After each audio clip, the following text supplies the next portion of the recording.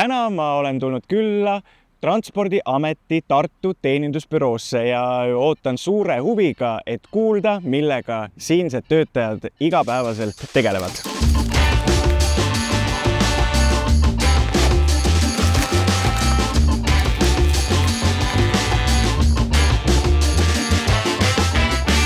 Mul on väga hea meel, et ma olen jõudnud oma Transpordiameti rännakutega siia Transpordiameti Tartu teenindusbüroosse ja me oleme siin mõnusasti õues, siin asjakohase platsi ääres, küll me sellest veel saame ka kohe varsti rääkida, aga minuga on täna siia tulnud vestlema klienditeenindaja Katrin ja eksamineerija Birgit. Tervist!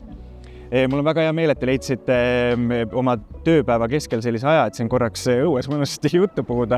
Kas praegu on tööl kiire? Meil on alati kiire. Aga kas praegu on kuidagi kliente, ma ei tea, palju rohkem ka võrreldes näiteks, ma ei tea, südatalvise ajaga? Tegelikult on nii, et meie kliendid ei ole alati meie ees letis.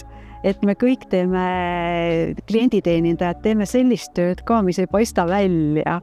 Et me vastame kirjadele, me teeme erinevaid toiminguid, mis tõesti on ilmas selleta, et klient ei ole meie ees letis. Ja, aga eksamineerija, kuidas sinu olukord, Birgit, on? Ja kindlasti on erinevus on päris suur. Et talvel on vabu aeg rohkem. Järjekord on lühemad, sest ei ole mototehnikat, ei ole rasketehnikat nii palju. Aga nüüd on täis mõhus hakanud aeg pihta, ilma ilusad mototehnika eksamid täidavad päris palju aega ära, nii et nüüd on korralik hooaeg kuni talveni. Ja, just täpselt, nii et suvi on teie selline aktiivne tööperiood, nagu ma aru saan. Aga räägime natuke teie tööst lähemalt. Võtame Birgit korraks sinu töövaldkonna, et eksamineerija.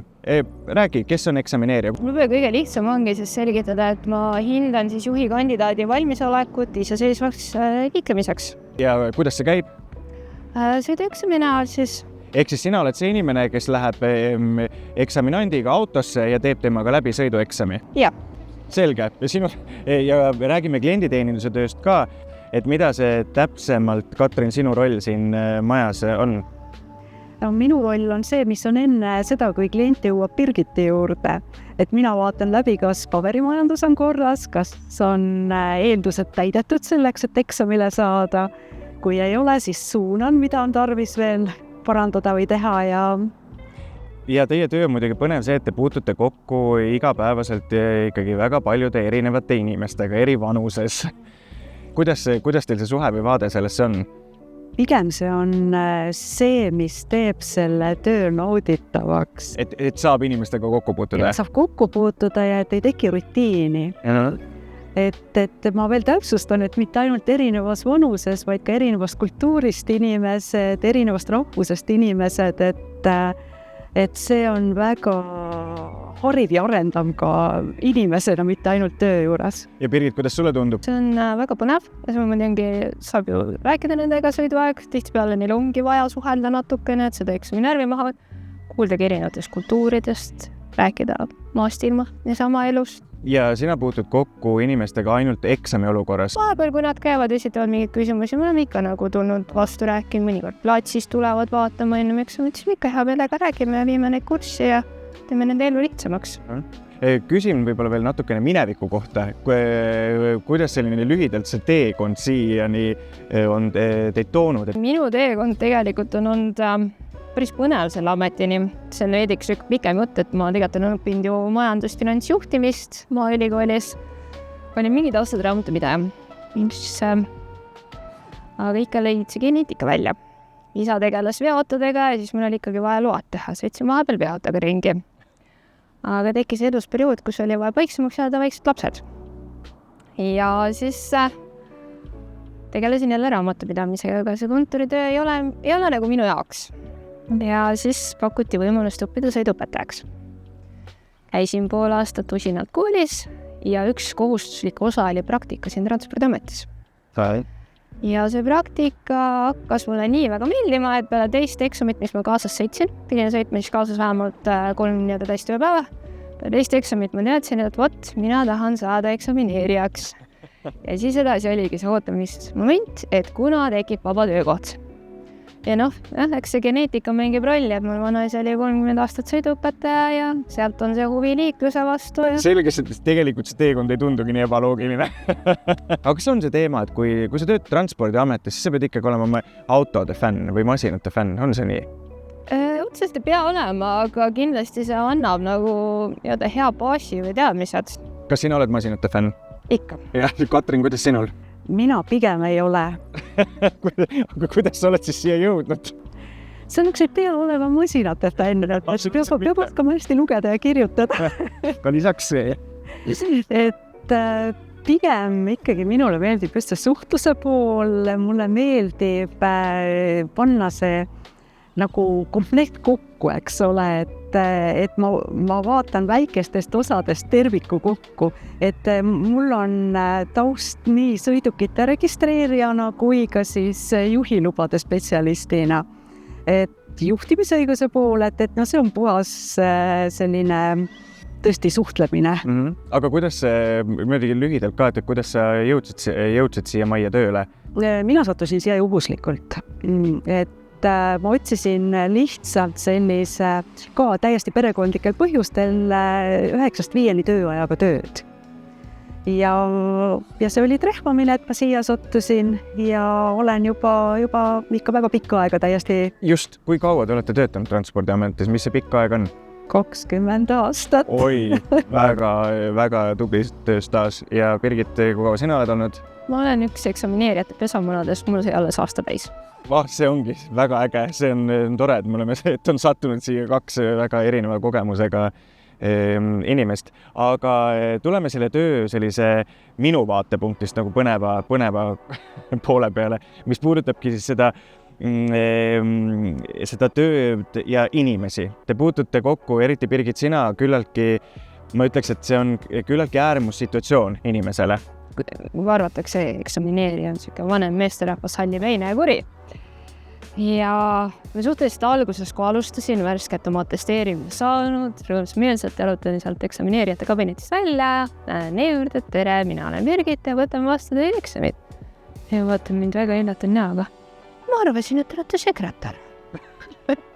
Teine naljakas juhtum on see küünetehnika juures, et lähen küünetehnika juurde ja ütleb, kuule, eelmine klient ütles, et ta on sul eksamil käinud, et just tõesti, et ta on nüüd siis eksamineerija küünetehnik, see on hea isiklik naisik vastu. Kui tihti kliendid sellele reageerivad või eksaminandid, kes tulevad? Seda tegelikult reageeritakse väga palju ja nüüd eks see sõltub inimesed erinevalt, kuidas. Tihtipeale noorematele eriti neiudele meeldib see on nende jaoks teevad kohe õhkonna lihtsamaks, paremaks, ma olen kunagi olnud samamoodi siuke narveeriv juhikandidaat seal roolis ja ma saan endast tõesti aru. Aga on ka selliseid, kes teavad, et veel naisterahvus, mis tema juhtimisest teab. Aga keegi kuidagi on seda olukorda püüdnud nagu ära kasutada, just kui mõtleb, ta on nii noor, ega ta ei tea midagi. Jaa, on tekkinud päris palju, olen saanud sõimata, ja ongi just põhiargument, et aga kas nad ongi näiteks varasemalt sõitnud lubadeta või on mingil põhjusel ära võetud, tulevad eksamile, vaatavad, satub mingi noorem naisterahvas, kes võib-olla on nende tütre vanune, mis siis nemad teavad eriti, tüüpiline on siis negatiivse eksami tulemuse puhul. Kas see on raske osa sellest tööst? Eks see alguses läks kindlasti nagu rohkem hinge, sest üritadki olla ju võimalikult tore, positiivne ja võimalikult hea ja kellelegi ei sobi, eks ikka tekitab ju paha tunde. Aga eks see läheb nagu ajaga lihtsamaks, tekib rohkem seda paksu nahka, sest eks vaidlemise kindlasti minu puhul on rohkem kui teistel eksamineerijad. Ja Katrin, kuidas sul? Päris algusaegadest tegelikult võis olla midagi Birgitiga sarnast selles mõttes, et inimesed olid harjanud, et siin ajavad mehed asju. Konkreetselt on meeles ka juhtum, kus vaatasin sellise raske juhtumi dokumendid läbi, kõik ei olnud korras, rääkisin ära oma värskete teadmiste pealt kõik, eks ole, et mis nüüd teha tuleb ja kuidas edasi saab. Ja siis vanem meesterahvas, kes selle asja ajas, ütles, et hästi ja nüüd kutsuge üks meesterahvas siia. Kas sa oled kogu Transpordiameti organisatsiooni peale ainuke naiseksamineerija? Jah, täpselt nii. Meid on natuke üle 40, nii et ma olen ainus ja siuke imeloom. Kes on täna selline keskmine klient või kuidas sa teda iseloomustaks? Pigem isegi milline see inimene on ja kui palju ta võib-olla erineb äkki seal, ma ei tea, sellest ajast, kui sa tööle tulid? Ja muutus on hästi suur. Ja milles muutus seisneb? Selles, et lihtsad asjad saab internetis e-teeninduses aetud. Nii et letti tuleb inimene, kes mingil põhjusel kas ei saa või ei taha internetis toimetada või siis kellel see ei ole võimalik lihtsalt. Et päris suur on näiteks välismaalaste osakaal, sest et juhtimisõiguse toiminguid nad ei saa alustada internetis. Vanemad inimesed, kes, kellel on mingi probleem selja taga, ütleme, et ta on kas elanud välismaal, kas tal on juhtimisõigust ära võetud, et see klient on palju huvitavam lihtsalt. Kas on ka sellist hetke olnud, et oled siin tööl ühel ilusal päeval ja tuleb klient ja ta on täiesti umbkeelne? Meil on Google Translate. Et ikkagi Google Translate on see, mis aitab, jah? Ja oleme töötanud täiesti sellises keeles Google Translate'is, et mina neid hierogüüfe seal ei osanud kuidagi tõlgendada. Kas sa oskad, on sul mälestused mõni konkreetne riik või kus riigis see inimene pärit oli või mis on sellised huvitavamad kohad, mis riigi kodanikud siia jõudnud on? On igasuguseid pisikesi riike olnud, eks ole, aga ma ei saagi praegu mälust välja neid korjata. Et põhilised on ikkagi suurtest riikidest. Pakistan, India, Euroopa riigid, Ameerika Ühendriigid, et need on ikkagi peamised, Nigeeria. Milline, Birgit, sulle tundub, et on tänane Transpordiametisse tulev siis eksaminant? Ega nad jaotavadki suuresti 2. Ühed on need, kes siis on just saavutanud siis vastava vanuse ja tulevad ja teised ongi siis sellised, kes hiljem otsustavad mingil põhjusel teha juhtimisõiguseks vajadusest või siis tunnevad, et nad on see hetk siis lõpuks valmis selleks. Et enam tänapäeval nagu nii palju neid noori lubade tegijaid ei ole kui vanasti, et see huvi lubade vastu on vähenenud. Kui tihti on sellist sekkumist? See sekkumine tavaliselt toimub siis hiljem. Toimub siis vaide näol või siis tullaksegi büroosse. Seda ikkagi esineb. Koha peal selliseid sekkumisi väga palju ette ei tule. Ma ei tea, Katrin, on sul midagi veel täiendada selle teemaga seoses? Jaa, sest nad jõuavad minu juurde.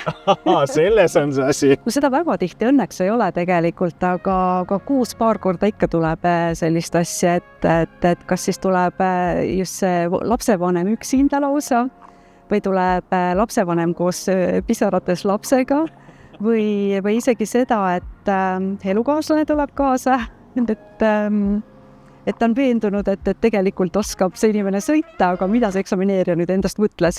Aga siis, Birgit, mis on kõige keerulisemad kohad Tartu liikluses? Linnade liiklus tegelikult on ühtemoodi. Tallinna, Tartu ja Pärnu märgid on täiesti ühtemoodi. Seal ei ole erisust. Lihtsalt ongi see, et tuleb rahulikult vaadata ringi, jälgida märke. Tartus tõenäoliselt on siuke Karlova, kus on see 30, see on siuke suur ala, kohati on sama liiglise liikluskorraldus aeg-ajalt muutub seal. Ja see on võib-olla siuke keerulisem kant. Aga vaataks korra tulevikku ka. Me näeme igapäevasid uudiseid, ma ei tea, lendavatest autodest, juhtideta autodest. Kindlasti juhiabisüsteeme, neid on nii palju juurde tulnud, et see on kindlasti väga aktuaalne teema. Meid üritatakse ka eksamitel kasutada nii-öelda abistavaid vahendeid. Siis on veis või mingid erinevad rakendused, mis ütlevad ette, samamoodi on ka aeg-ajalt sõbrad sekkuvad. Kirjelda mingit olukorda?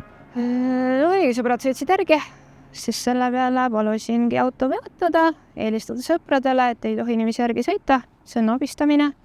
Ja kui nad ei lõpeta, siis tuleb eksam katkestada. Kui meil tuleb juhtideta autod, siis keda me siin eksamineerime?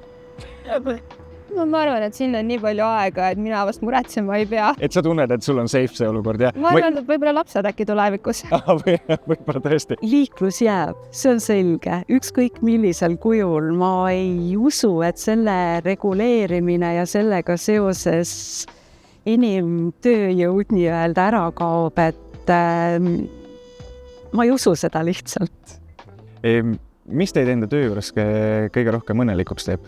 Et me saame panustada positiivsesse liikluskultuuri arengusse. Meil on väga toredad inimesed siin ja mitte ainult ütleme oma pisikeses tiimis, vaid me teeme ka eksamineerijatega koostööd. Et kui ikka tekib mingisugune küsimus, millele vastust ei leia, siis küsime ja vastupidi ka.